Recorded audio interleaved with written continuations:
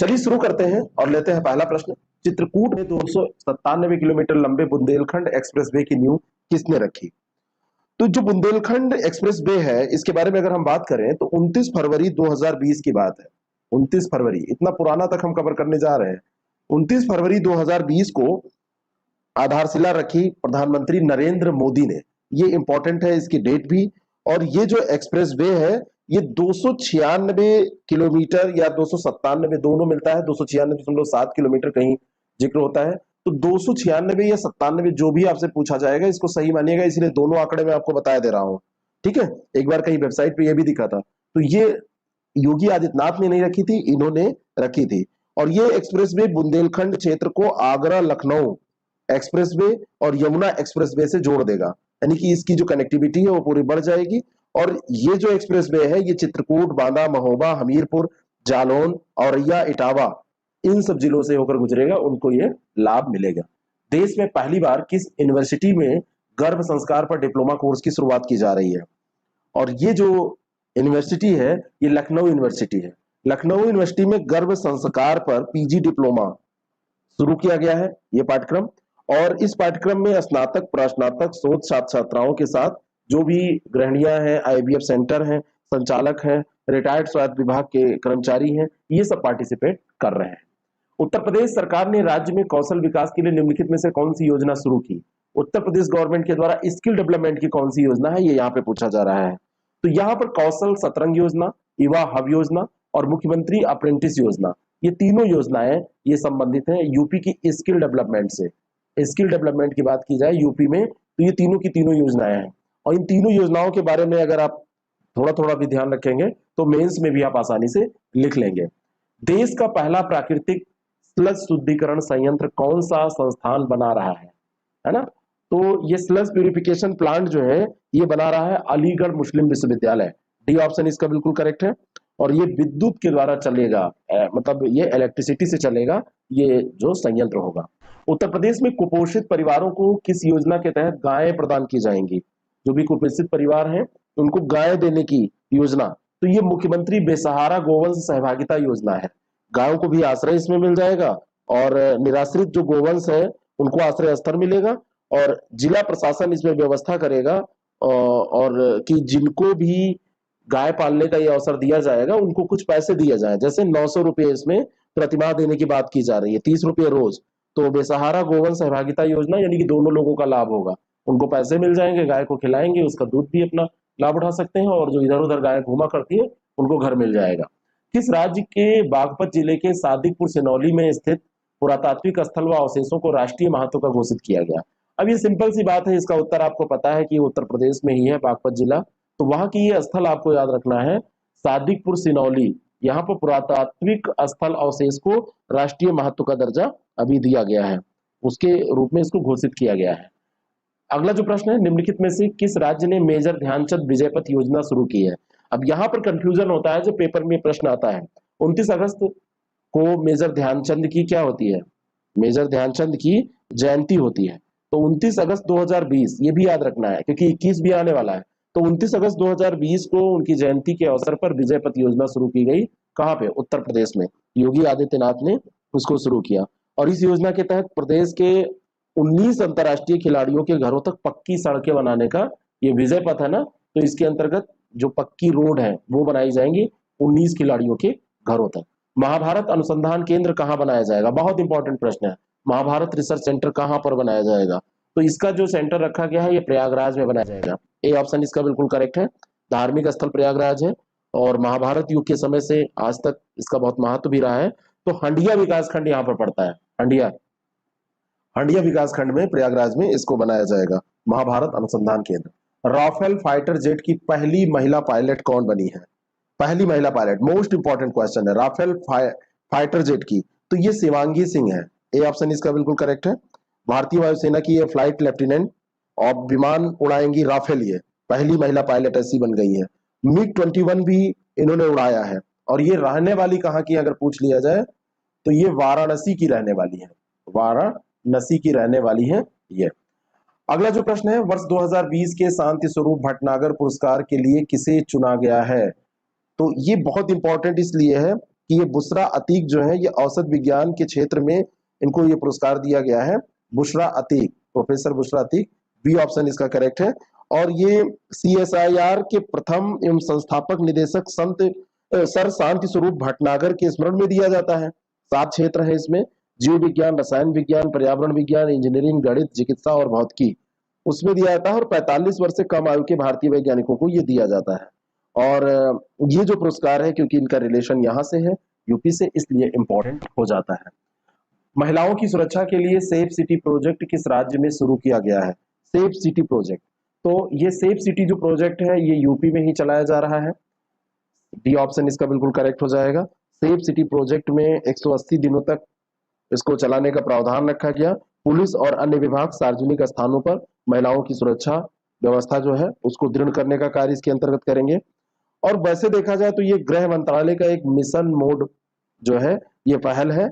और सार्वजनिक स्थानों पर क्योंकि महिलाओं को कई बार कई समस्याओं का सामना करना पड़ता है, तो उसमें जो है इनको सहूलियत हो और हेल्प गवर्नमेंट कर रही है। इस परियोजना को पहले चरण की तरह देखा जाए तो दिल्ली, कोलकाता, मुंबई, चेन्नई, बेंगलुरु, हैदराबाद, अहमदाबाद और लखनऊ इसकी पहचान की गई है। तो सही रूप में इसमें देखा जाए तो ये लखनऊ पे ये प्रश्न बनना चाहिए कि लखनऊ जो है यूपी का, वहां पर इसको शुरू किया गया है। तो यहाँ पर ये ध्यान रखिएगा कि यूपी में कहा, तो लखनऊ, वाराणसी भी दिया रहेगा, ग्रेटर नोएडा भी दिया रहेगा, तो ये ध्यान रखिएगा। विश्व की पहली साइंटून आधारित पुस्तक बाय बाय कोरोना का लोकार्पण किसने किया? तो ये जो लोकार्पण है, ये पुस्तक किसकी है, ये भी आपको तैयार करना पड़ेगा। तो ये आनंदीबेन पटेल ने राजभवन में इसका लोकार्पण किया है। और ये विज्ञान और प्रौद्योगिकी विभाग की स्वायत्त संस्था विज्ञान प्रसार द्वारा प्रकाशित की गई है। विज्ञान प्रसार के द्वारा इस पुस्तक का प्रकाशन किया गया है। और इसके निदेशक है नकुल पारासर, है ना, और निमिष कपूर इसके प्रकाशन विभाग के प्रमुख हैं। तो डॉक्टर नकुल पारासर और निमिष कपूर इसके प्रमुख संपादक और संपादक हैं, मतलब एक प्रमुख संपादक और एक संपादक। लेकिन इसका लोकार्पण जो किया गया है वो आनंदीबेन पटेल के द्वारा, जो हमारे यहाँ की राज्यपाल है। किस राज्य ने प्रदेश के हर पुलिस स्टेशन में महिला हेल्प डेस्क खोलने का निर्णय किया है? तो महिला हेल्प डेस्क जो खोलने जा रही है वो उत्तर प्रदेश की सरकार खोलने जा रही है। योगी आदित्यनाथ ने हर पुलिस स्टेशन में ये महिला डेस्क खोलने का निर्णय लिया है। बहुत ज्यादा इंपॉर्टेंट है। महिलाओं की संख्या भी पुलिस में काफी बढ़ गई है, आपको दिखने भी लगा होगा। तो महिला थाना और महिला डेस्क ये सब बनेंगे, वहां पे महिलाएं नियुक्त की जाएंगी, महिलाओं को हेल्प करेंगी। उत्तर प्रदेश सरकार में शादियों के लिए गैर कानूनी तरीके से धर्म परिवर्तन पर पाबंदी के लिए कितने साल की सजा का प्रावधान किया गया है? अगर कोई धर्म परिवर्तित करके शादी करता है तो उसको सजा दी जाएगी, और ये सजा रखी गई है 10 साल। सी ऑप्शन इसका बिल्कुल करेक्ट है। और लव जिहाद के खिलाफ यह अध्यादेश यूपी सरकार ने पार किया था। और इस अध्यादेश के हिसाब से अगर देखा जाए कि धोखे से अगर धर्म परिवर्तित किया गया है तो 10 साल की सजा होगी, है ना। और सिर्फ शादी के लिए किया गया धर्म परिवर्तन जो होगा वो मान्य नहीं होगा, है ना। ऐसा विवाह भी खत्म कर दिया जाएगा, उसका एंड कर दिया जाएगा। केवल मतलब वेडिंग के लिए आपने कर लिया, तो वेडिंग के लिए केवल अगर आप कर रहे हैं तो ये गलत है। अगला जो प्रश्न है, प्रधानमंत्री नरेंद्र मोदी ने किस राज्य के लिए बनाए गए ईस्टर्न डेडिकेटेड फ्रेट कॉरिडोर के न्यू भावपुर न्यू खुर्जा खंड का उद्घाटन किया? तो प्रधानमंत्री मोदी ने जो ये उद्घाटन किया है वो ये जो आप नाम से जान जाएंगे, खुर्जा आपको पता है यूपी में ही पड़ता है, न्यू भावपुर खुर्जा खंड dedicated freight corridor, eastern dedicated freight corridor, तो ये उत्तर प्रदेश में ही है, ठीक है। और ये उद्घाटन 29 दिसंबर को ही किया गया था लास्ट ईयर में। 351 किलोमीटर का ये सेक्शन जो है, ये new Bhavpur new Khurja section, ये यूपी में स्थित है। 5750 करोड़ रुपए इसमें लगे हैं, 351 किलोमीटर, ये ध्यान रखिएगा। अगला जो प्रश्न है, देश की पहली ब्लास्टलेस ट्रैक बनाने की फैक्ट्री निम्नलिखित में से कहाँ खोली गई है? मतलब ऐसा ट्रैक जो ब्लास्ट से परे हो, ब्लास्ट जिसपे ना हो सके। तो पूर्ण रूप से ये स्वदेशी blast less track rapid rail की जो ये डेवलपमेंट हुआ है, तो ये 180 किलोमीटर प्रति घंटा की रफ्तार के लिए ये फिट होगी। ये ट्रैक जो होगी 180 km पर किलोमीटर, ये जान लीजिए 180 किलोमीटर। तो इसके लिए इसको बनाया गया है। और ये regional rapid transit system RRTS corridor Delhi, Ghaziabad, दुहाई और मोदी नगर से होते हुए मेरठ को ये जोड़ेगा। और 82 किलोमीटर लंबे इस कॉरिडोर में 1 घंटे से भी कम समय में मेरठ से दिल्ली की यात्रा को संभव किया जा सकेगा। तो ये कहाँ खोली गई है ये फैक्ट्री जहां पे ये बनेगा? तो बी ऑप्शन इसका करेक्ट है, मेरठ। हाल ही में किस राज्य ने युवाओं के लिए उद्यम सारथी ऐप शुरू किया है? तो उद्यम सारथी ऐप ये उत्तर प्रदेश का ही ऐप है। सी ऑप्शन इसका बिल्कुल करेक्ट है। रोजगार और व्यापार से जुड़ी हर जानकारी और सुरक्षा में सुविधा आप कह सकते हैं, सुरक्षा नहीं, इस प्लेटफॉर्म पर उपलब्ध होगी, जिससे कि उत्तर प्रदेश में आने वाले समय में एक जो उद्यम हब बनाने का निर्णय यूपी गवर्नमेंट ने लिया है, सपना देखा है, वो साकार हो सके। निम्नलिखित में से कौन सा राज्य 2 एक्सप्रेस वे पर हवाई पट्टी वाला देश का पहला राज्य बनेगा? मतलब एक एक्सप्रेस वे पे पहले था, फिर दूसरे एक्सप्रेस वे पे भी हवाई पट्टी। तो ये राज्य उत्तर प्रदेश ही है। उत्तर प्रदेश राज्य ये कैसे है, आपको बताना चाहता हूं कि एक पहले 2 हवाई पट्टी ये कैसे है? एक पहला राज्य है जहां पर पूर्वांचल एक्सप्रेसवे पर भी कुरीभर के पास 3300 मीटर लंबी हवाई पट्टी का निर्माण किया गया, और इसके पहले एक परीक्षण और हुआ था कई साल पहले, और उसको हवाई पट्टी के तौर पर उपयोग किया जा सकता है। उसको आज का ये प्रश्न है, आपको कमेंट में बताना है। ऐसे बहुत सारे प्रश्न अगर आप डेली प्रैक्टिस करना चाहते हैं, टेस्ट देना चाहते हैं, वीडियो चाहते हैं, ऐसे डिस्कशन सुनना चाहते हैं, और वीकली टेस्ट देना चाहते हैं, तो हमारा एक प्रोग्राम है डेली 30। और डेली 30 प्रोग्राम जो है, इस प्रोग्राम में हम 20 क्वेश्चन डेली एक टॉपिक पर और 10 क्वेश्चन डेली के करंट अफेयर पर डिस्कस करते हैं। और इसका आपको पीडीएफ भी मिल सकता है छोटे से सब्सक्रिप्शन पे, और फिर डेली का ये टेस्ट भी आप दे सकेंगे, और वीकली टेस्ट होता है जो हफ्ते भर हम डिस्कस करते हैं। इस प्रोग्राम को आप ज्वाइन करने के लिए हमारा ऐप आईएएस प्रेप एकेडमी, इसको जरूर ज्वाइन करें, है ना। इसको आईएएस प्रेप एकेडमी को डाउनलोड करिए और वहां से इस प्रोग्राम को आप ज्वाइन करिए, जिससे कि आपका जो तैयारी करने का नजरिया है, जो तैयारी करने का तरीका है, और जो आपका क्वेश्चन बैंक है, वो निरंतर बढ़ता चला जाए। अगला जो प्रश्न है, भारत का पहला लेदर पार्क किस शहर में बनाया जाएगा? लेदर पार्क, तो भारत का पहला लेदर पार्क बनाया जाएगा कानपुर में। सी ऑप्शन इसका बिल्कुल करेक्ट हो जाएगा। रमईपुर गांव आपसे पूछा जा सकता है, और रमईपुर जो गांव है, रमईपुर यहां पर कर लीजिए, रमईपुर गांव। तो रमईपुर गांव, ये मेगा लेदर पार्क क्लस्टर की स्थापना करने के लिए 235 एकड़ की भूमि का अधिग्रहण यहां पर किया गया है, और ये देश का पहला लेदर पार्क होगा, केवल यूपी का नहीं, पैन इंडिया ये पहला लेदर पार्क होगा। ई पंचायत पुरस्कार 2021 किस राज्य ने जीता? ई पंचायत पुरस्कार 2021, तो ये जीता है उत्तर प्रदेश। श्रेणी फर्स्ट में ये पुरस्कार, ई पंचायत पुरस्कार 2021 ये जीता है यूपी ने, और इसके बाद असम और छत्तीसगढ़ भी है इसमें। तो इसके बाद बारी आती है असम, और उसके बाद में छत्तीसगढ़ की। तो ये आपको कैसा लगा जरूर बताएं। हफ्ते में 1-2 वीडियो इसके ऐसे आते रहेंगे। हमारे चैनल से जुड़ने के लिए इसको सब्सक्राइब करें और बेल आइकन जरूर प्रेस करें, जिससे कि आगे की जो वीडियो आए वो आपको मिल जाए। और ऐसे ही बहुत सारे प्रश्नों को प्रैक्टिस करने के लिए हमारे महासंग्राम टेस्ट सीरीज में पार्टिसिपेट करें। आईएएस प्रेप एकेडमी ऐप पर वो भी उपलब्ध है, जिससे कि आपकी तैयारी अच्छी हो। Thank you so much. Uttar Pradesh की पहली कृषि निर्यात नीति को मंजूरी कब प्रदान की गई?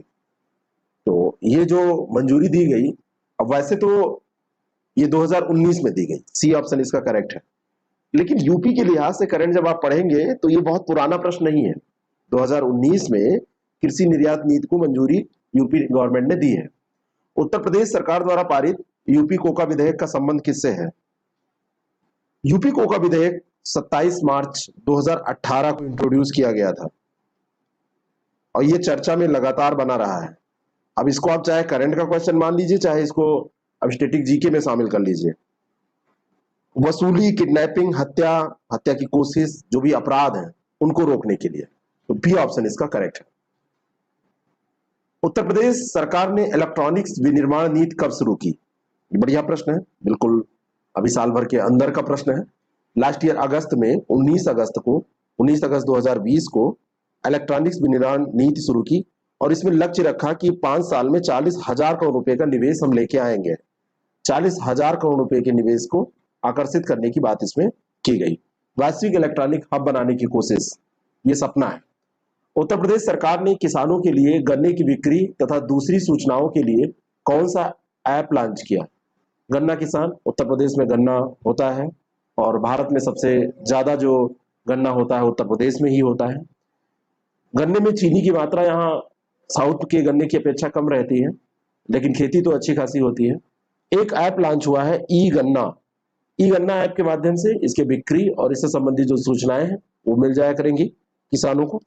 50 लाख किसान हैं गन्ने के उत्तर प्रदेश में लगभग, उत्तर प्रदेश राज्य सड़क परिवहन निगम द्वारा महिला सुरक्षा हेतु निम्नलिखित में से कौन सी हेल्पलाइन प्रारंभ की गई? अब ये हेल्पलाइन जो है ये काफी पहले प्रारंभ की गई, 1-1.5 साल पहले, 2 साल पहले की बात है, लेकिन ये चर्चा में बनी रहती है। और ये हेल्पलाइन का नाम था दामिनी। सी ऑप्शन इसका बिल्कुल करेक्ट है।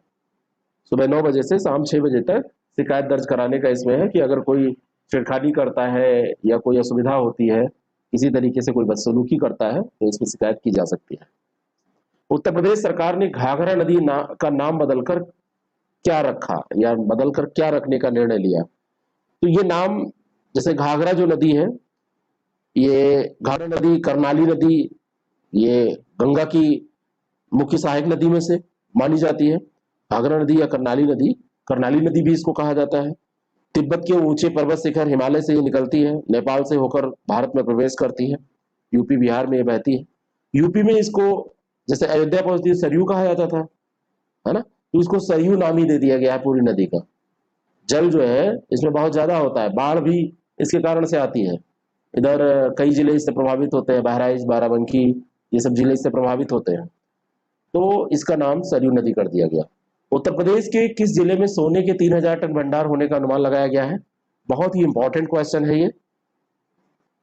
भूवैज्ञानिक सर्वेक्षण जो किए गए, तो उसमें जो सोनभद्र डिस्ट्रिक्ट है, सोनभद्र में 3000 टन सोना मिला, है ना, और वहां पे जितना अभी तक भंडार था उसका लगभग 5 गुना ये हो गया। वहां पे सोनभद्र में कौन थाना पड़ता है? ग्राम पंचायत वहां पड़रच पड़ती है, पड़रच। तो पड़रच ग्राम पंचायत के पास ये भंडार मिले हैं। सी ऑप्शन इसका बिल्कुल सही हो जाएगा। 12 से 16 फरवरी 2021 के मध्य वीडियो कॉन्फ्रेंस के माध्यम से 24वां राष्ट्रीय युवा महोत्सव का आयोजन किया जा रहा है। इस वर्ष इस महोत्सव का मुख्य विषय क्या है? किया जा रहा है मतलब किया गया, यहाँ पे कर लीजिए, क्योंकि ये जो क्वेश्चन है ये हमारे टेस्ट सीरीज में आपको दिए जाते हैं। ये क्वेश्चन हमारी जो टेस्ट सीरीज चलती है आरओ और पीसीएस की, तो डेली का डेली हम क्वेश्चन तैयार करवाते हैं। 10-15 क्वेश्चन जो इंपॉर्टेंट होते हैं यूपी के या इंटरनेशनल, नेशनल, जो भी करंट अफेयर के हैं, उन टेस्ट सीरीज के ये प्रश्न है, तो उस समय प्रश्न बनाया गया, तो इसमें ऐसा लिखा है, तो ये किया गया। और इसमें इसका विषय क्या था, इसका एक्चुअली जो आयोजन किया गया था वो इस बार कहाँ पे आयोजन किया गया था? तो इसका आयोजन किया गया था वीडियो कॉन्फ्रेंस के माध्यम से, और इसका युवा उत्साह नए भारत का, ये इस बार थीम रखी गई, है ना। तो सी ऑप्शन इसका बिल्कुल करेक्ट हो जाएगा। काशी महाकाल एक्सप्रेस किन शहरों के बीच चलाई गई? काशी महाकाल बहुत चर्चित ये ट्रेन थी, और ये शुरू हुई वाराणसी से उज्जैन के बीच में। बी ऑप्शन इसका करेक्ट है, पूछी जा सकती है। ये 20 फरवरी से इसको लास्ट ईयर शुरू किया गया था। वन महोत्सव के तहत एक दिन में यूपी में कितने पेड़ लगाए गए? ये रिकॉर्ड बनाया गया था। तो वन महोत्सव के अंतर्गत इस बार 25 करोड़ पेड़ एक दिन में लगाए गए। एक दिन में 25 करोड़ पेड़ लगाए गए। अर्बन मोबिलिटी मिशन के तहत 14 शहरों में कितनी बसें चलाए जाने की योजना है? अर्बन मोबिलिटी जो मिशन है, इसमें इलेक्ट्रिक बसें चलाए जाने की बात की जा रही है। यहाँ पर थोड़ा सा, यहाँ पे ये जो बस लिखा है, इसको अगर हम इलेक्ट्रिक बस कर लें तो ये क्वेश्चन ज्यादा स्पष्ट हो जाएगा। इलेक्ट्रिक बसें चलाए जाने का निर्णय, तो ये 700 इलेक्ट्रिक बसों को चलाए जाने का निर्णय लिया गया। लखनऊ, कानपुर और झांसी, यहाँ 15 सितंबर से माना जा रहा है, इसी साल 15 सितंबर से इसको चलाया जाएगा। बाकी पायलट प्रोजेक्ट के तहत इनको चेक किया जाएगा, बाद में फिर देखा जाएगा कि और किसकी क्या संभावना है। भारत की पहली पॉड टैक्सी कहाँ चलाए जाने की योजना है? पॉड टैक्सी, तो भारत की जो पहली पॉड टैक्सी है, ये नोएडा में जो फिल्म सिटी है, तो नोएडा फिल्म सिटी से जेवर जो एयरपोर्ट है उसके भी चलाने की बात की गई। ठीक है। पॉड सिटी टैक्सी जो होती हैं, ये छोटी छोटी गाड़ियां होती हैं, छोटी छोटी ये गाड़ियां होती हैं, 4 से 6 मीटर इनकी लंबाई होती है, ऑटोमेटिक चलती है, बिना ड्राइवर की चलती है। तो ये नोएडा, इसमें बी ऑप्शन, यूपी की घटना ये हो गई, तो बी ऑप्शन इसका करेक्ट है। भूस्खलन और बाढ़ से हुए नुकसान के लिए 5 राज्यों को 1751.05 करोड़ रुपए अतिरिक्त केंद्रीय सहायता को मंजूरी प्रदान की गई। इसमें कौन सा राज्य शामिल नहीं है?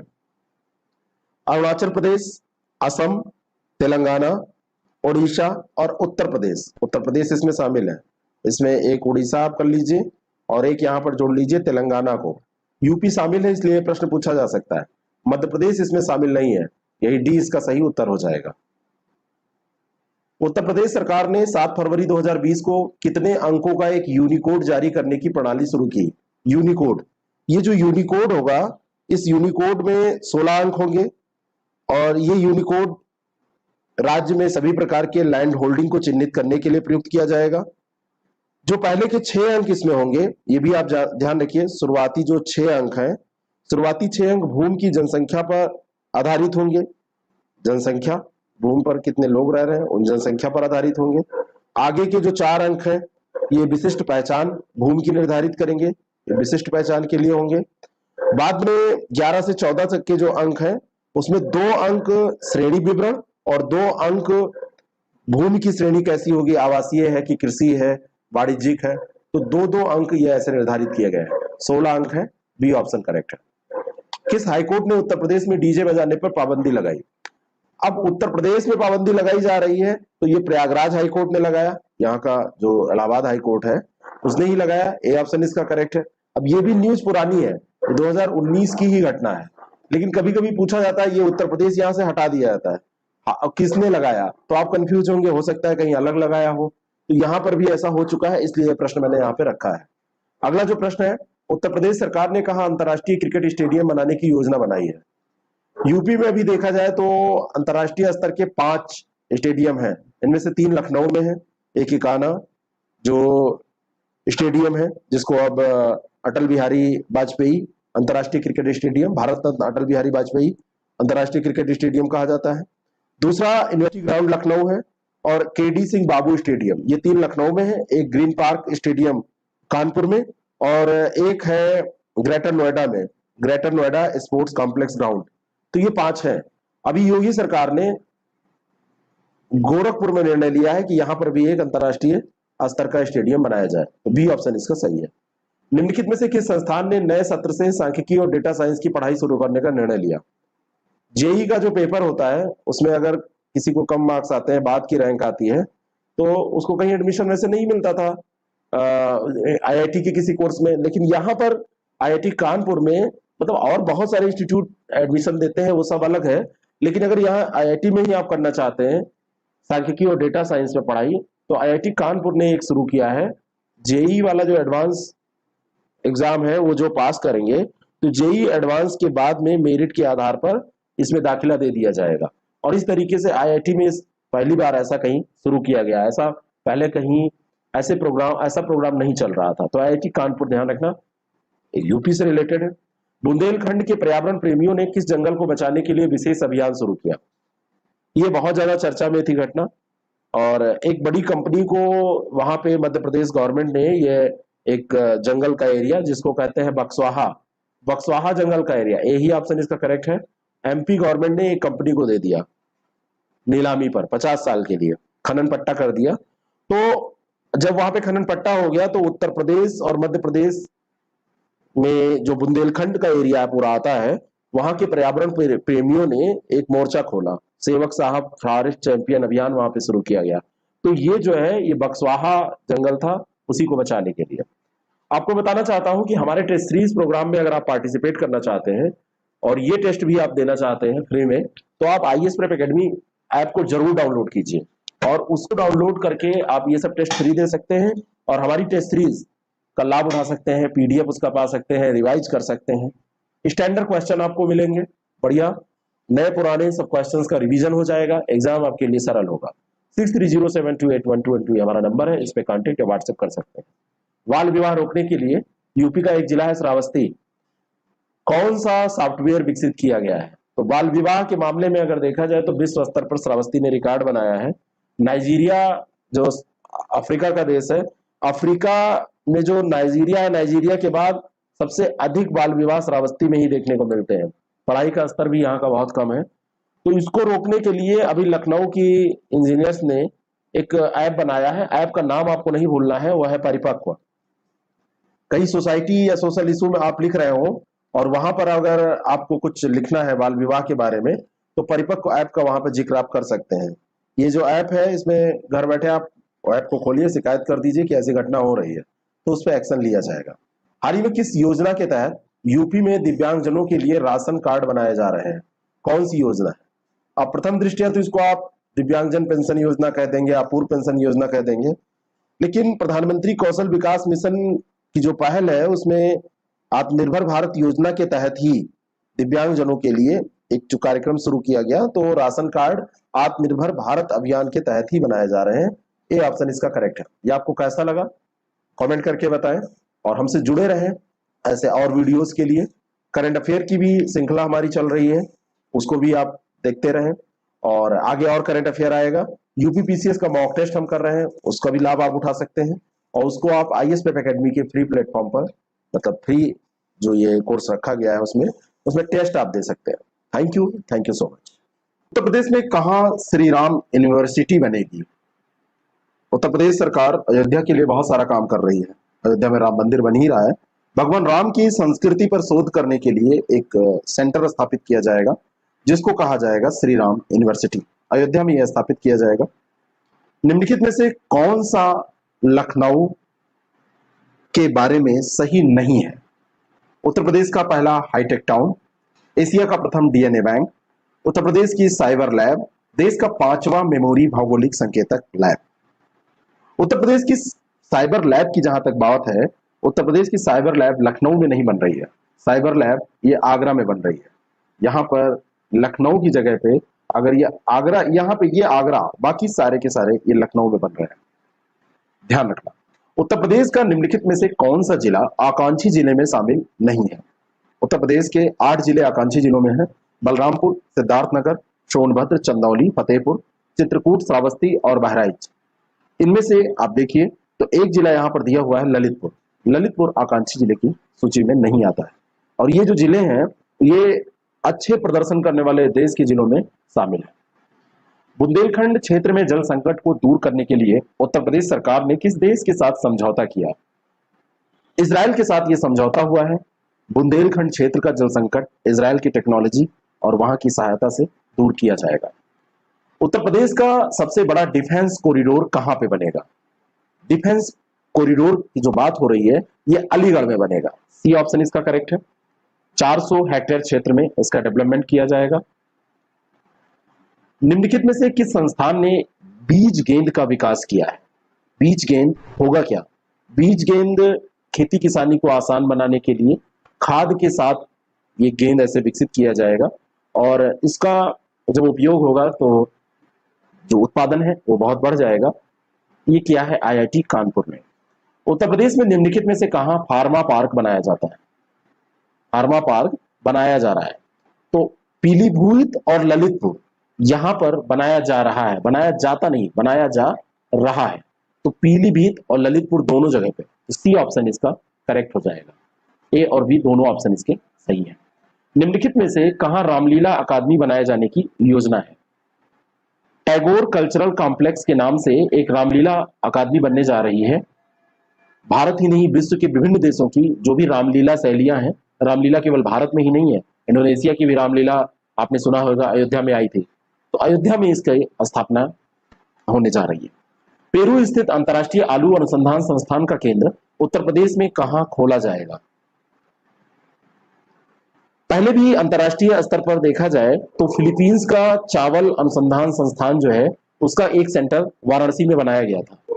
अब आलू का अनुसंधान केंद्र आगरा में खोले जाने की बात हो रही है, आगरा में खोला जाएगा। उत्तर प्रदेश में 7 लाख हेक्टेयर से अधिक क्षेत्र में आलू की खेती की जाती है और देश का लगभग 34% आलू यहां पर उत्पादित होता है।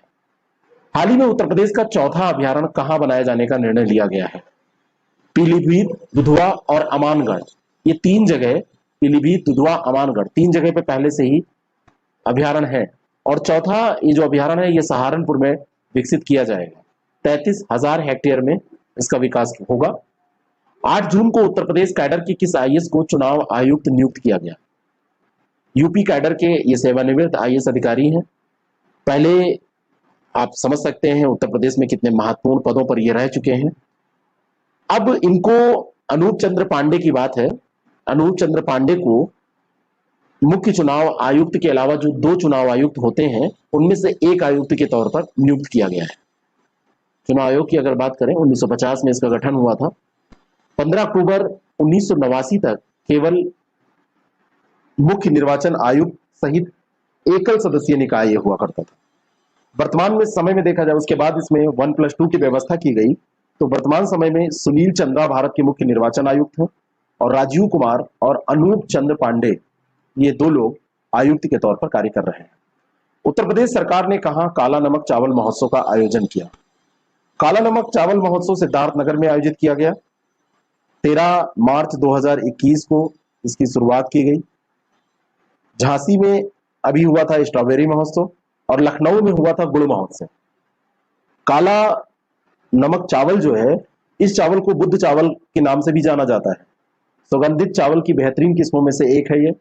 बुद्ध का महाप्रसाद भी इसको कहा जाता है। पूरब के क्षेत्र में आप जाएंगे, देवरिया, गोरखपुर, कुशीनगर, गोंडा, सिद्धार्थनगर, बहराइच, श्रावस्ती, संत कबीर नगर, बलरामपुर, महाराजगंज, इन सब एरियाज में इसका उत्पादन होता है। VLCC Femina miss India 2020 first और सेकंड रनर कौन रहे हैं? वीएलसीसी की जो ये प्रतियोगिता हुई, इसमें मानसा वाराणसी ने प्रथम स्थान प्राप्त किया था और इसमें दूसरा स्थान जो प्राप्त किया और तीसरा स्थान जो फर्स्ट और सेकंड रनर अप रही, वो है मनिका सोलंक और मान्या सिंह। मान्या सिंह उस समय चर्चा में आई थी।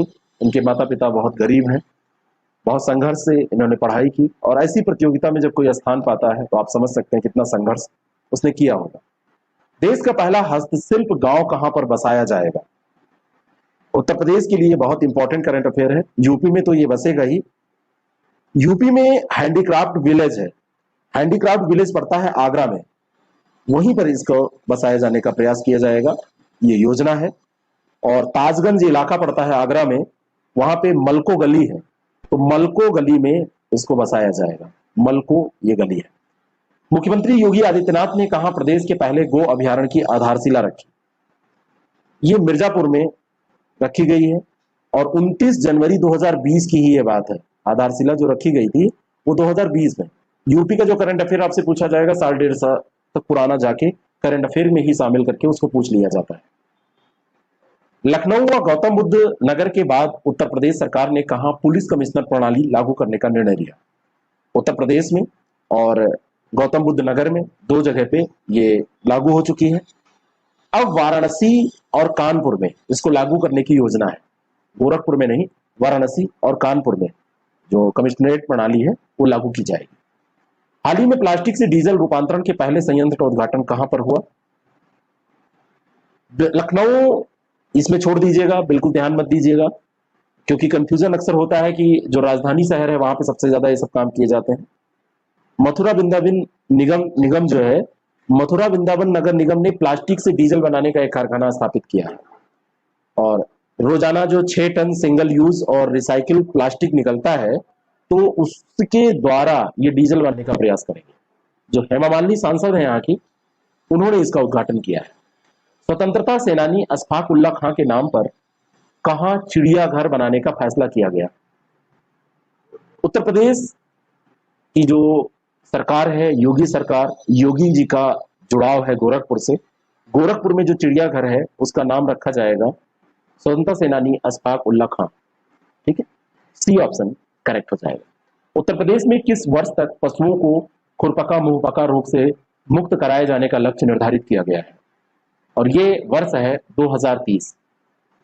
हमारी टेस्ट सीरीज प्रोग्राम में अगर आप पार्टिसिपेट करते हैं तो इसका पीडीएफ भी आपको मिल जाता है।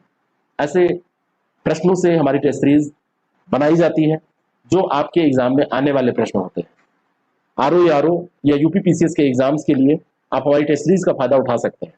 अगर आप डेली अपनी तैयारी को इस तरीके से बनाए रखना चाहते हैं कि वो रिदम में बनी रहे, अच्छे से चलती रहे, तो हमारा डेली 30 प्रोग्राम आप जरूर ज्वाइन करें। डेली 30 प्रोग्राम में डेली 30 क्वेश्चन हम डिस्कस करते हैं, उसका पीडीएफ आपको देते हैं, उसका टेस्ट भी हम आपको प्रोवाइड कराते हैं और वीकली टेस्ट होता है। इस तरीके से आपकी तैयारी निरंतर चलती रहती है। अंतिम प्रश्न है, उत्तर प्रदेश बजट 2021-22 के अनुसार राजकोषीय घाटा कितना अनुमानित है? और राजकोषीय घाटा जो ये अनुमानित है ये 90,729.8 करोड़ रुपए बजट 2021-22 का जो यूपी का है उसमें यह अनुमान लगाया गया है। तो बी ऑप्शन इसका करेक्ट हो जाएगा। कुल व्यय अगर देखा जाए तो कुल बजट में कुल व्यय 5,50,270.78 करोड़ रुपए रहा है और इसमें जो घाटा रहा है वो घाटे की बात 90,729.8। कभी कभी ऐसे आंकड़े भी आपसे पूछे जाते हैं और ये जो घाटा है ये 4.17% है सकल घरेलू उत्पाद का। ये आपको कैसा लगा जरूर बताएं। 2 एपिसोड पहले हो चुके हैं, उनको देख लें और जल्दी ही हम दूसरा, इसका जो अगला एपिसोड आने वाला है, ये 3 हो गए, 60 क्वेश्चन हम डिस्कस कर चुके हैं। जो भी आगे क्वेश्चन बनते रहेंगे हम डिस्कस करते रहेंगे। Thank you so much. अगर आप ऐसे ही सामग्री से जुड़ा रहना चाहते हैं और आपको अच्छा लगता है, जुड़े रहना चाहते हैं, अच्छा लगता है, तो इसको शेयर भी करें और हमारे चैनल को सब्सक्राइब जरूर करें। ले सकते हैं। स्कूल ऑफ लॉर्ड राम नामक दुनिया की पहली आभासी पाठशाला कहां पर शुरू की गई? ये आभासी पाठशाला है।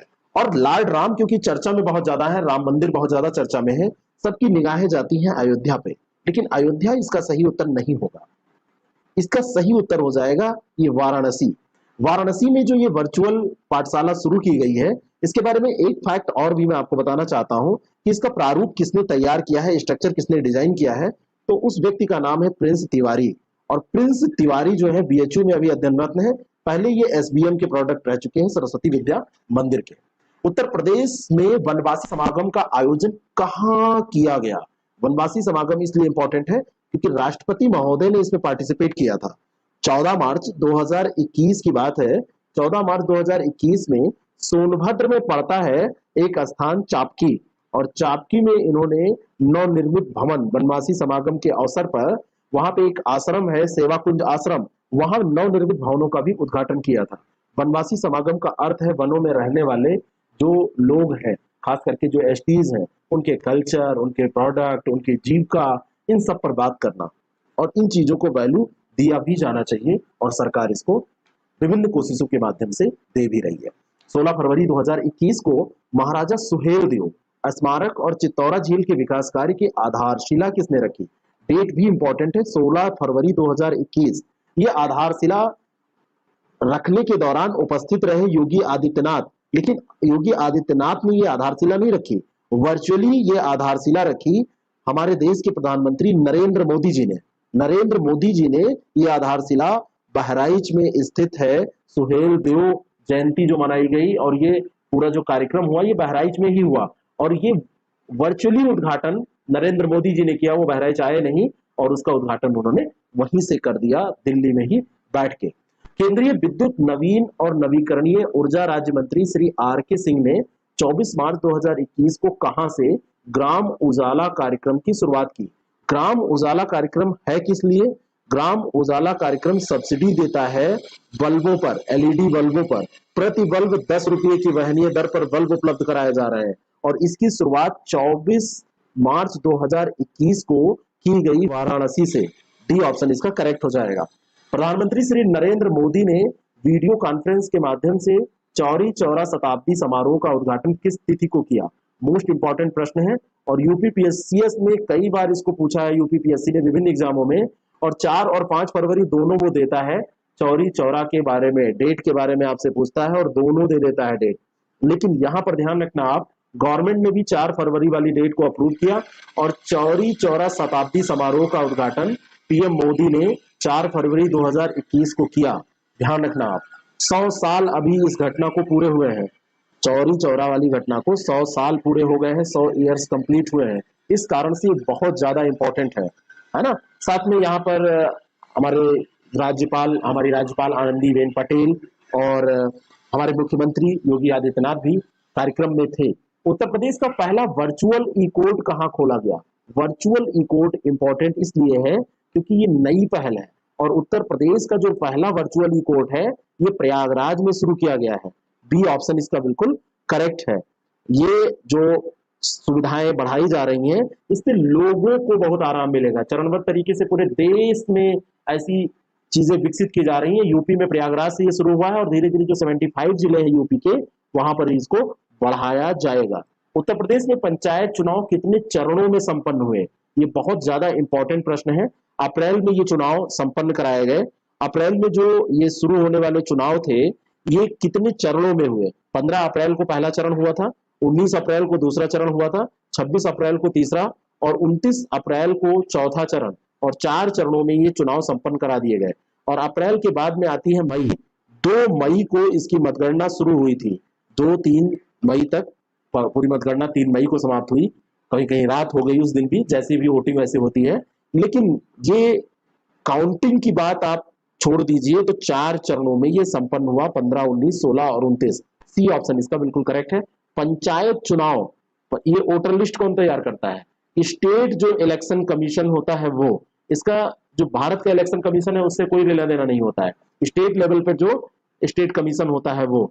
और पंचायत की बात आती है तो जाहिर सी बात है अनुच्छेद कुछ इंपॉर्टेंट है, कुछ संविधान संशोधन इंपॉर्टेंट है, वो संविधान संशोधन भी आपको ध्यान रखने होते हैं। बात समझ में आ रही है? उसको भी रिवाइज आपको करना होता है। किन अनुच्छेदों की तरफ, किस संविधान संशोधनों की तरफ मैं इशारा कर रहा हूं, आप समझ रहे हैं? तो संविधान संशोधन इंपॉर्टेंट, मैं बात कर रहा था 73वें संविधान संशोधन की और 74वें संविधान संशोधन की।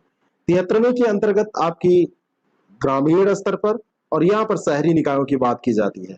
आपसे पूछ लिया जाए 11वीं अनुसूची में कितने विषय हैं, तो ये 29 विषय इसमें उल्लिखित किए गए हैं। चलिए आगे बात करते हैं। उत्तर प्रदेश पुलिस कमिश्नरी प्रणाली लागू करने वाला राज्य बना। इसके पहले भी इस पर हमने प्रश्न डिस्कस किए हैं कि कहां और लागू हो रही है, तो इसको आप तीसरे एपिसोड में देखेंगे तो आपको मिल जाएगा।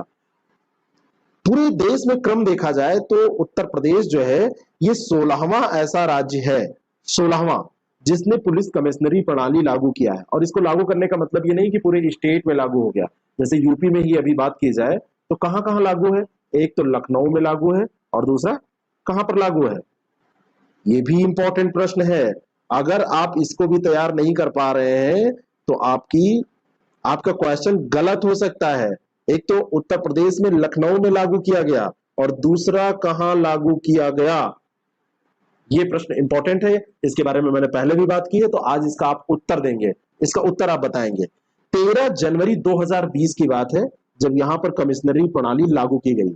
13 जनवरी 2020, 16वां राज्य बना, है ना। और यहां पर मतलब क्या होता है, जब पुलिस कमिश्नरी के तहत ये सारी चीजें हो जाती हैं तो जिले में जो कुछ थाने हैं उनको इसके अंतर्गत रखा जाता है, बाकी जो थाने होते हैं वो एसपी के अंतर्गत ही होते हैं। और इसमें एक इंपॉर्टेंट बात यह है कि कौन सा आयोग था जिसने पुलिस तंत्र में सुधार के लिए इसकी व्यवस्था करने की बात की थी, तो एक आयोग था धर्मवीरा आयोग। और धर्मवीरा आयोग जो था उसने 1977 में ही, ये राज्यपाल थे धर्मवीरा, उन्होंने छठे राष्ट्रीय पुलिस आयोग के तहत, इन्हीं की अध्यक्षता में धर्मवीरा आयोग जो था ये छठा आप कह सकते हैं राष्ट्रीय पुलिस आयोग ही था, तो उसके तहत इन्होंने रिपोर्ट सौंपी थी। तो उसने कहा था कि 5 लाख या उससे अधिक की आबादी वाले जो महानगर है वहां पर पुलिस कमिश्नरी प्रणाली, कमिश्नरेट लागू कर देना चाहिए। तो ये इंपॉर्टेंट है। वैसे ये 16वां है, ध्यान रखना। भारत का पहला कोरोना मेडिकल सेंटर कहां बना? पूरे भारत का बना है और ये उत्तर प्रदेश में बना है, इसलिए इंपॉर्टेंट है। ये बनाया गया था नोएडा में, डी ऑप्शन इसका करेक्ट है। पहले चरण की ही बात ये हो रही है जब पहली बार कोरोना आया था। अयोध्या में राम मंदिर किस शैली में बनाया जा रहा है? राम मंदिर में प्रश्न बने ये कोई बड़ी बात नहीं। राम मंदिर का निर्माण अयोध्या में किया जा रहा है और अयोध्या का जो ये राम मंदिर है इसी की चर्चा हम कर रहे हैं। इसको बनाया जा रहा है नागर शैली में, नागर बेसर द्रविड़। उत्तर से दक्षिण आप जैसे जैसे भारत में बढ़ते चले जाएंगे तो ये नागर, बेसर और द्रविड़ शैलियां आपको मिलेंगी। और ये जो राम मंदिर है ये 5 मंडप वाला होगा और इसका एक गुम्बद बना, 5 मंडप वाला गुम्बद बनेगा, एक शिखर बनाया जाएगा, 161 फीट ऊंचा भी होगा, ये भी आपको ध्यान में रखना है ना। और 3 से 3.5 साल में बनकर तैयार होने की उम्मीद की जा रही है। और 3 मंजिला ये मंदिर होगा, 3 मंजिला मंदिर का निर्माण ये किया जा रहा है। वास्तुशास्त्र के हिसाब से सारी चीजें देखी गई हैं कैसे क्या करना है। उत्तर प्रदेश सरकार सार्वजनिक स्थानों पर अतिक्रमण कर बनाए गए धार्मिक स्थलों को हटाने के लिए कौन सा नया कानून बना रही है? आपको बताना चाहता हूं हमारी जो टेस्ट सीरीज है उसमें ये टोटल व्याख्याएं दी होती है जैसा कि मैं यहां पर कर रहा हूं। और ये कानून है regulation of public religious structure. ऐसी जमीनें जहां पर सार्वजनिक जमीनें वो थी और मंदिरों का निर्माण कर दिया गया, धार्मिक स्थलों का निर्माण कर दिया गया है, मंदिर मस्जिद कुछ भी धार्मिक स्थल, तो उनको हटाने के लिए यूपी गवर्नमेंट ने एक स्ट्रक्चर तैयार किया है, नया कानून बनाने जा रही है वो। और जो भी स्थल इसके अंतर्गत आएंगे तो उन पर कार्रवाई करके उनको खाली कराया जाएगा। उत्तर प्रदेश निम्नलिखित में से कौन सा कोर्स शुरू करने वाला देश का पहला राज्य होगा? पहले प्रयास किया जा रहा था चंडीगढ़ में, चंडीगढ़ में ये कोर्स शुरू होने जा रहा था लेकिन वहां पर ये नहीं हो पाया। ये था न्यूरो ऑटोलॉजी कोर्स और ये यूपी में शुरू होने जा रहा है। न्यूरोऑटोलॉजी कोर्स की दिशा में उत्तर प्रदेश अब प्रयास कर रहा है। मेडिकल काउंसिल ऑफ इंडिया का अधिनियम 1958 है, उसके तहत मानकों को पूरा करने के बाद ये कोर्स यहाँ पर शुरू हो पाएगा, तो इसलिए प्रयास जारी हो चुके हैं। अर्जुन सहायक परियोजना के बारे में असत्य कथन की पहचान कीजिए।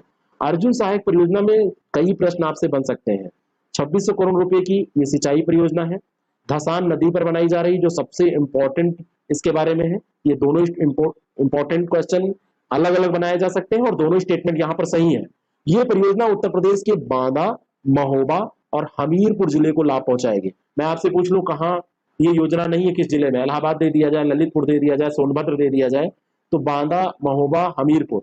और धसान नदी यमुना की सहायक नदी है, यही यहाँ पर गलत है, क्योंकि जो धसान नदी है, धसान नदी किसकी सहायक है ये भी आपको जानना चाहिए। ये बेतवा की सहायक है, और बेतवा में भी दाहिनी तरफ से मिलने वाली ये सहायक नदी है, बेतवा की सहायक नदी है। तो यही डी ऑप्शन इसका इनकरेक्ट है। नियोजन विभाग के वर्ष 2017-18 के आंकड़ों के मुताबिक यूपी की प्रति व्यक्ति आय कितनी थी? 2017-18 की बात इसलिए की जा रही है क्योंकि ये अभी तक डेटा, बाकी अनुमानित डेटा है, तो ये आपसे पूछा जा सकता है। तो ये प्रति व्यक्ति आय 58,821 रुपये, ए ऑप्शन इसका बिल्कुल करेक्ट है। और यूपी की प्रति व्यक्ति ये आय है, और पड़ोसी राज्य बिहार की आय से ये ज्यादा है, लेकिन मध्य प्रदेश की आय से कम है, राजस्थान की आय से भी कम है। बिहार की आय 38,631 है, लेकिन मध्य प्रदेश की 82,000 से ऊपर है, 82,291, और राजस्थान की 99,487 है। भारत की जो राज्य आय की दृष्टि से इंपॉर्टेंट है उनको हम अगले करंट अफेयर के एपिसोड में देखेंगे, लेकिन यूपी की आपको याद कर लेना है यहीं पर। उत्तर प्रदेश में वर्ष 2021-22 में प्रति व्यक्ति कर्ज कितना होगा? 21-22 का ये अनुमान पूछा जा रहा है, कितना होगा? इसको निकालने का तरीका ये होता है कि आप ऋणग्रस्तता को देखिए और फिर जितनी जनसंख्या है उसे डिवाइड कर दीजिए। तो ऋणग्रस्तता है 5,65,909.69 करोड़ रुपए, 5,65,909.69 करोड़ रुपए। और इसको अगर हम अनुमानित डिवाइड कर दें 23 करोड़ आबादी से, 23 करोड़ आबादी से इसको भाग दे दे तो प्रति व्यक्ति आ जाएगी, और प्रति व्यक्ति तब ये आएगी 26,572 रुपये 21-22 में, 26,572 रुपये। और इससे पहले देखा जाए कि 20-21 में कितना था, तो 24,604 रुपये था, लेकिन आपको याद यही रखना है 26,572, जो कि 21-22 में होगा। अगर पूछा जाए 20-21 में कितना है तो 24,604 होगा। अगला जो प्रश्न है, वर्ल्ड एयर क्वालिटी रिपोर्ट के अनुसार दूषित शहरों में उत्तर प्रदेश के शहरों का सही युग्म कौन सा है? मतलब स्थान और शहर यहाँ पे दिए हुए हैं। गाजियाबाद दूसरा स्थान, क्या ये सही है? बिल्कुल सही है, गाजियाबाद दूसरे स्थान पर रहा, बुलंदशहर तीसरे स्थान पर, नोएडा 5वें स्थान पर रहा, है ना। लखनऊ जो है वो 9वें स्थान पर रहा है, राजधानी उत्तर प्रदेश की लखनऊ है और ये 9वें स्थान पर रही है। बाकी ये सब क्रम सही दिए हुए हैं, डी ऑप्शन इसका बिल्कुल करेक्ट हो जाएगा। किस तिथि को उत्तर प्रदेश के मुख्यमंत्री योगी आदित्यनाथ ने माई गॉव मेरी सरकार पोर्टल को लॉन्च किया? मोस्ट इंपॉर्टेंट ये क्वेश्चन है, डेट आपसे पूछी जा सकती है। 26 जुलाई 2021 को इन्होंने ये लॉन्च किया इस पोर्टल को, इंपॉर्टेंट है। और ये पोर्टल राज्य में लोग सरकार की जो बहुत सारी योजनाएं हैं, जो काम है, उन पर फीडबैक देने के लिए प्रयोग कर सकते हैं इस पोर्टल का। राज्य की विभिन्न योजनाओं की जो भी इंफॉर्मेशन है उसको पब्लिक डोमेन में डाला गया है, इसको देख सकते हैं, है ना। राज्य के आम नागरिकों से अन्य जो मुद्दे होते हैं जुड़े हुए, उनके बारे में जानकारी प्राप्त कर सकते हैं, शिकायत दर्ज कर सकते हैं। तो ये सारी चीजें इस पोर्टल के बारे में। निम्नलिखित कथनों पर विचार करें। हाल ही में उत्तर प्रदेश के वाराणसी में प्रसाद परियोजनाओं का उद्घाटन किया गया। प्रसाद योजना उत्तर प्रदेश सरकार द्वारा पूरी तरीके से वित्त पोषित एक राज्य योजना है। जो प्रसाद परियोजना है उत्तर प्रदेश के वाराणसी में इसका उद्घाटन हुआ, जिसमें पर्यटक सुविधा केंद्र, 80 घाट से राजघाट तक क्रूज बोट, ये सब चीजें की गई।